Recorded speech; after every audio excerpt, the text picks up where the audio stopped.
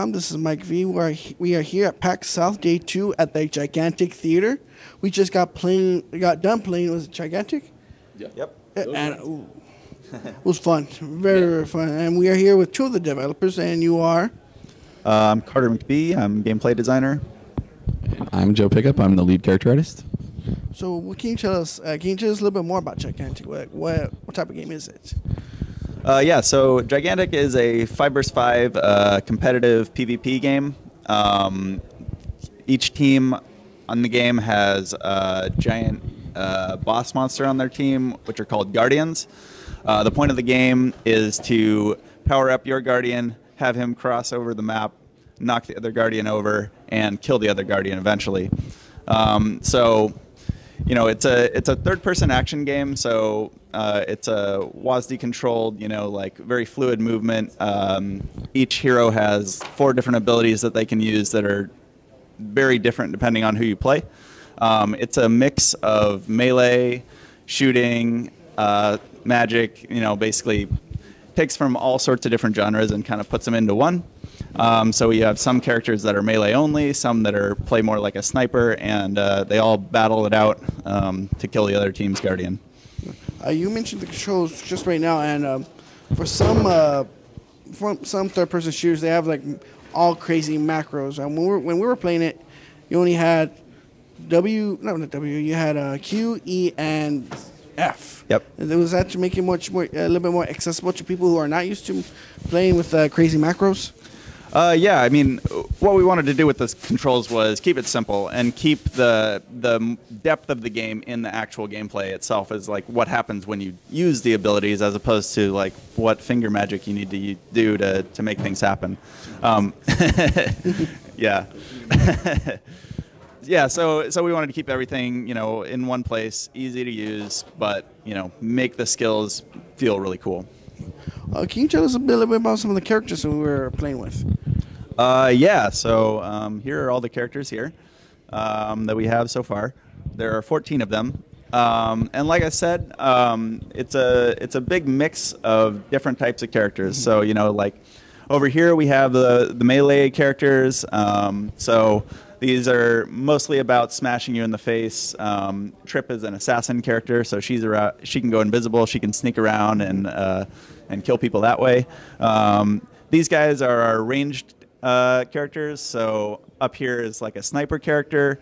Here is shoot all the things character. So that's who you played. He's got a chain gun, mortar, rail gun, all that stuff. And then over here we have kind of the what's that? Ambush hands. Yeah. This character who has been pseudo-named to Ambush Hands because what she does, and we're actually revealing her here today. This is the first time we've shown anyone her. She plants these portals and hands come out of it and throw magic bolts at people. So that's where she got the nickname Ambush Hands. So these are kind of our supporting characters, and then over here are our like ranged damage dealer characters. So as you can see, it's a wide array that we have. Yeah.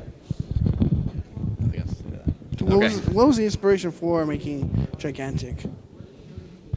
What was the inspiration for making it? I think the inspiration was we wanted to make a kick-ass game.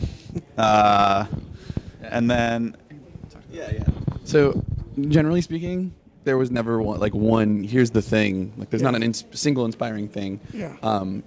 When you set out to make a game, I feel like you can make something that's derivative pretty easily.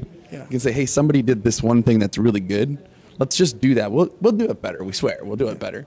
Instead, we take the approach of we want to build something that's great and that's different. And so in the quest for that, you spend a lot of time. There's a lot of references to other games. We have control points, which you've seen before. We have, boss monsters. You've seen single-player style, like Zelda boss fights before. Yeah. It's a lot of that kind of comes into it. But it's more referential than inspired by, right? Because it isn't a game that you probably played before. There's elements that you'll see and you'll be familiar with, but they aren't. It's not just a copy of another thing, right? So there isn't one place. There's many places. It's everything. It's all the things that you play. Yeah. Right. So it's really an interesting art style. Can you tell us more about the art style? Sure. Yeah. So a lot of what we've done with the art is kind of trying to do our best to push shapes and make things as simple as possible, be very readable, but be super charming. Like, the more focused it is, the better. The more charming it is, the better. Even our bad guys, like this guy here, he may be a bad dude, but it's more the Disney villain vibe, right? Where he looks cool. even the bad guy is They still look pretty cool, cool, right? So it's not creepy, Yeah. but charming. Yeah. So Cruella DeVille, kind of bad person, drowning puppies, but it turns out she's actually super, like, the character design is super charming. So Yeah. that charm is really something we try and drive into it. And then when it comes to like how it looks, like the actual rendering style, a lot of the motivation to remove the sort of dating of it is, not making cultural references to like direct references to real world things. Yeah. This year's BMW is never going to be in our game, right? You're never going to see that because it dates it, right? It tells you this is a time. Yeah. So is the texturing style, that very simplified shading is. Right. It's something that, I think Team Fortress 2 proves really well that, taking something and stylizing it and actually not trying to be the most pixels or the biggest textures, it lasts a lot longer. Like, that game still feels amazing. It still looks great.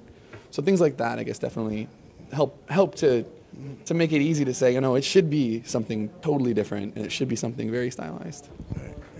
Do you, when you're creating a game like this, most people are going to start thinking esports. Do you have any plans for esports styles type of thing? Esports, I guess the word is, it is what it is, or that phrase is what it is. But absolutely, we're very competitive players, and we want to make competitive gaming it's important to us. So a lot of the features that you'd require, we definitely will do. But as far as it actually being that, it isn't something we get to decide, right? It depends on the community. Yeah. It is what it is. We're making a game as a service, right? Yeah. People have to love what we do, and they have to, vote with their timeshare, right? Their time is important. Yeah, and to speak more to that, like, we want all those features that are required to become an esport, to support it, to, like, you can't have an esport, for example, if you don't have a spectator mode, which we don't have yet. So that'll be one of the things that we get in soon, hopefully, very soon. Yeah, we would like it right now.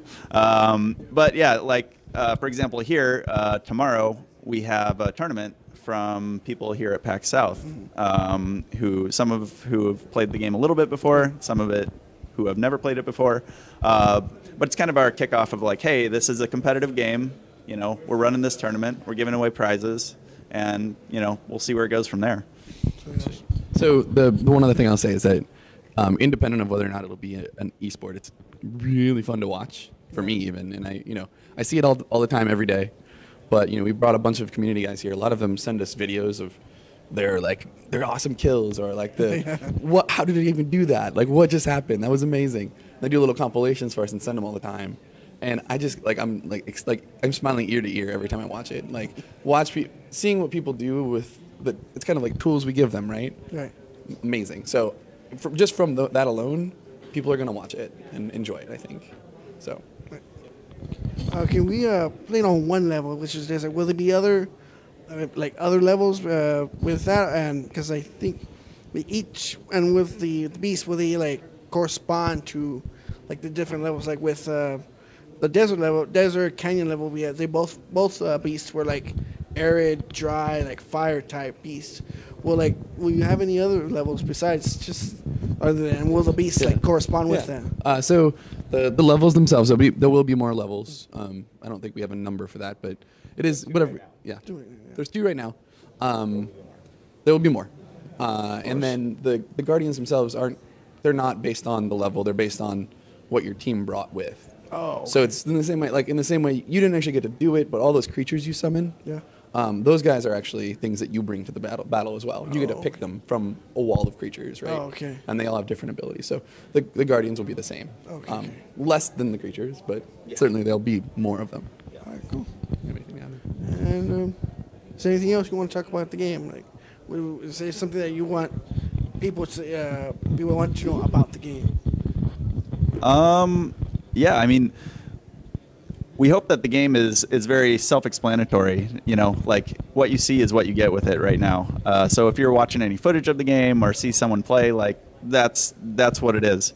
Yeah, we want as many people to check it out as possible. So yeah.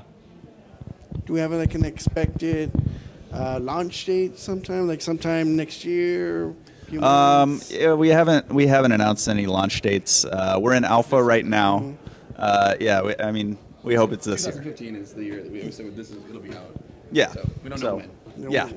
Exactly. It'll get done when it's done. It's done. Yeah, and a thing to add to that done when it's done thing, for us, it's not going to be done. You know, like when we release it, whenever that is, you know, that's just the start. Like we're going to be adding content to it over, hopefully, years and years. Yeah. All right, cool. This is, I guess we'll be expecting on Steam and on Steam not sometime soon, but of course Steam. We haven't really talked about that at all. Yeah. The platform for delivery, we haven't announced anything for. You know. Anyways, it's still in alpha. Yeah. It's free to play. Yeah. You can ask. Okay, how much we're planning to price point? So it's a free-to-play game. So yeah, so anyone can play it once it's released. But yeah, anyone can play it, and it's free to play forever. So you don't have to spend a penny if you don't want to. You mentioned free to play. Will it be like? I mean, this is the dirty word within the community. Microtransactions. Will there be any? And will it be like not too? How do I say it? They'll be like Dota-ish, or they'll be like League-ish. So like, oh, you can just one player and that's it. Yeah. So we haven't exactly released any details on our monetization strategy yet. It's still in discussions internally. But I will say it's that good to know that y'all are thinking about it. And Oh yeah. I mean, we will be selling stuff. Yeah, of course. There's that. But we never want to sell power in the game, you know. So we don't want someone who has paid more to have an advantage over someone who hasn't paid anything. Right. You know, when you go into a session, we want it to be equal footing as much as possible. Oh, that's really awesome. Thank you for letting us get a chance to play. It was really, really fun. We were outside like earlier in the afternoon, and people were like really getting hyped for getting hyped during the tournament. So like there one side was you hear the from the Gigantic booth all screaming, and then you hear people from the Dreadnought screaming, and then you would hear the Gigantic. This game was really getting hyped. Nice. So that's about it. Thank you for letting us play, and thank you for coming out and PAX. All right. Thanks. Thanks a lot.